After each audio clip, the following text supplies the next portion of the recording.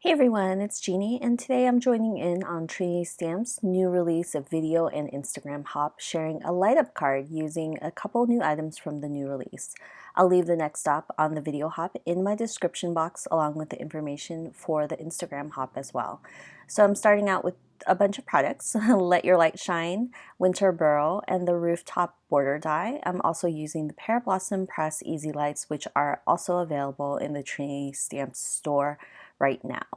So all these items will create a little scene for the gnome and incorporate the lights as well.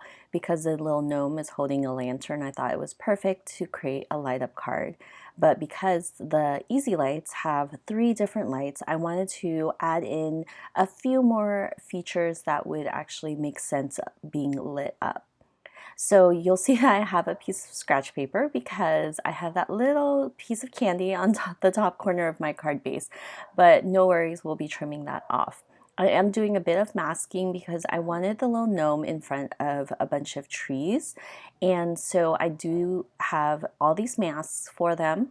I am also extending the trees by masking off the bottom portion of it that's hidden behind the other tree, and stamping this tree stump a little bit lower, so it does look like it's a little taller than it normally is, and that's a quick and easy way of extending your trees, especially if you already have a bunch of trees in front and you're hiding like a larger tree behind. So once I have this stamp scene all done, I'm removing all the masking. So I'm actually going to cut out the rooftop border die, and this is a very cool die that can be used on slimline cards. In this case, I am using it on an A2 card. I find that most slimline products you can use on an A2 card and it works really well. I'm going to put that aside and go ahead and color in the images. I'm doing very simple coloring. If you've been following my channel, I have gotten a little bit lazy with my Copic coloring. I usually will go in from the lightest to dark, darkest to light, blending out everything. But lately with my schedule, I've kind of become a lazier crafter. And I really love this release though because there's so much coloring to be done. So I'm kind of excited to be able to color up everything for fun. I've been creating projects for this new release, which I will have a video on the entire release and the cards that I have created, and I really enjoyed it. I normally don't do that for any company or any release or any haul, but I thought that it would be very interesting to do because I do have card examples for almost every single thing that is being released today. So I really wanted a nighttime scene for this card, and I was having trouble creating it because I wanted to use the rooftop border to light up the windows, and as you know, it is a die, so it's kind of hard to incorporate that into a scene. But I figured out a way to kind of create a seamless transition from the rooftop border die because it does cut right at the border because it fits on a slimline card. And I'll walk you guys through that once we get to that point. This gnome is one of many that are in the Trinity Stamps store, and I really like this one because although it's part of the holiday release, it's one that you can use at any time. And I think that this card doesn't say Christmas at all except for the colors that I used, and I really like that because when Christmas is over and done in like 2 months, we won't be able to use it. But for this one, you definitely will be able to use it. You just need to color up differently. You can place it in different scenes. And usually I really am drawn to the more versatile scenes just because I like to get the most out of my stamps.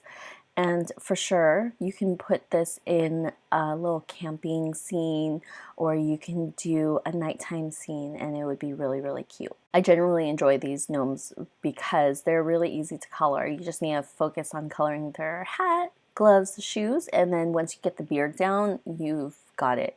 For the beard, I normally go with a warm gray, and I'll walk you through the process of coloring his little beard once we get there. So I think that the holidays are coming up really fast, and I think that I'm excited for it. I'm not really sure because it's a little different this year. I wonder if you guys have any holiday plans that you would like to share if you are staying home or visiting family safely, or if you are like going out at all. So I know some people are, some people aren't. In San Francisco, I feel pretty safe about going outside because everyone's wearing masks, so I'm pretty comfortable. So for the beard, I will go in and kind of do a flicking motions because a beard would be hairy, right? So I think that that kind of creates the effect of the hair in his beard. And so I just go in with the darkest color to the medium color and then the lightest, and I do leave bits of the beard in the middle completely white. So that kind of gives the effect of a white beard, and that any gray shadows that you're putting into the beard looks like shading. Once I had this colored up, I did trim and fussy cut around the trees. I do this because I want to incorporate that rooftop border, and I was trying to figure out what would be a good height for this card, and I could have, you know, put the trees kind of flush with the rooftop border so none of the blue cardstock would be showing. But I just went ahead and cut out a piece of black cardstock, and I'm just going to tape it together. So I'm going to connect it and use a piece of Scotch tape just to tape it together. And once I glue the gnome and the trees on top of it, it is very hard to notice unless you're staring really closely. So this worked out, and that was a way of extending the rooftop border, which would be really great for any kind of scene cards. So I decided that I needed to go back in to color the rest of the gnome because I wasn't going to fussy cut the rest, and I just wanted to create the ground and the sky, or the dark sky, behind the tree. So I'm going in to color that ground with dark browns so it looks like he's in the forest. I'm just going in with these colors and creating darker areas right under the tree stumps and then right under his feet, and I'll go in and blend everything out. So for my holiday plans, I already had canceled to Thanksgiving. We're gonna do a small one with my immediate family that's actually in the city. Normally I go up to Sacramento to do a whole family gathering, but we just decided it wasn't safe to do so. So we're doing that, and we're trying to figure out a way to do a virtual white elephant gift giving, because we normally do that in person around December, but this year it's going to be a little bit trickier, but it might be a little bit more fun. I was thinking about like having Amazon packages delivered or packages delivered wrapped, and it would be really fun to be able to open it on Christmas, because for Christmas I actually don't spend that with my family, just my immediate family, and we're never together on that day. So we might just do like a Zoom call and do white elephant exchange on the call, and I think it'll be different, but it might be really fun. So it could be a small blessing in disguise on a holiday that we normally don't spend all together with my larger family. I'm really close with them. I talk to my cousins like almost every day, and it's really great. So back to the card.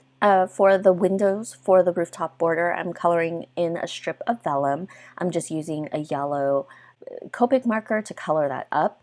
I'll be putting it right behind the little light in the lantern, which is like a small candle wick and its flame.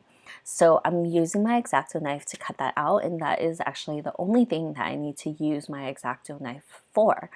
And I'm going to be lighting up right behind the lantern and then two of the windows on the rooftop border. There are 3 windows, but I decided that because the Easy Press light only has 3 lights, that was sufficient enough, and I think the effect is there.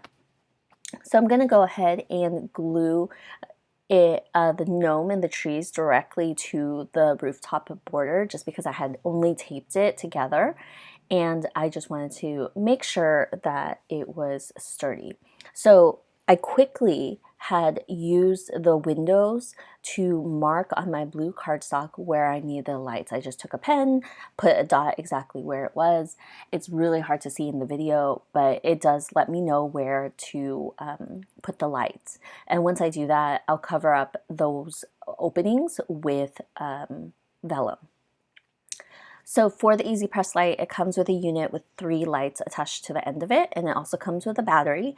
And I showed the battery's plus side, which goes into the unit, and that will create that effect of the lights lighting up once you press the purple button that's at the very bottom of that unit. Because I marked off where I was placing those lights, I'm just going to put those lights exactly at the markings and tape everything down with Scotch tape. I think that these wires are pretty flexible. I think that as long as you're not like bending them harshly, it should be fine, and you can just tape everything down.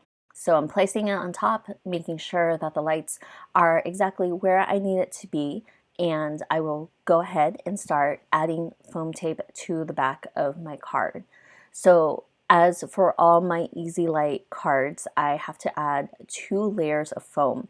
This one is a little trickier because of the rooftop shape, and I really didn't take it into consideration at all while planning the card, and I spent more time than I really needed to adding the little pieces of foam everywhere. But you want to make sure that all the lights are, enclosed in that foam, and that the foam is 2 layers, so there's enough space for that unit to live without it being very obvious that there's a light unit behind it.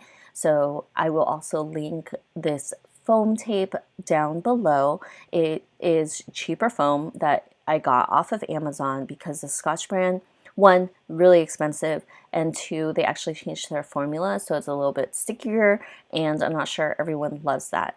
I don't have any issue with this foam tape, but I do have very good scissors that don't stick while cutting this foam. So if you're interested, I'll leave it down below. So I think once I finished adding all the foam, I added it directly to the card, and it works perfectly because we had marked off that area where the lights belonged, and so everything lines up.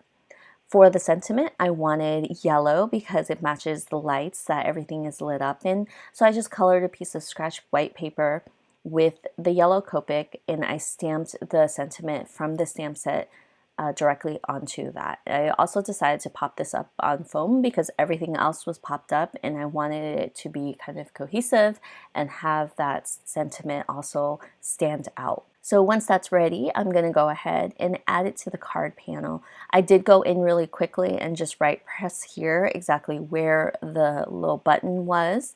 I honestly couldn't find a stamp set for interactive cards, and I know I have it because I use it all the time. So it's really light, but it's there on the left-hand side, and your recipient will know to press there to light up the card. And I thought that this card is super adorable. So I hope you enjoyed it. Remember to stop by the next video for this Trinity Stamps video hop, and you'll have a chance to win a prize just by leaving a comment. Have a great day, and I will see you guys next time. Bye.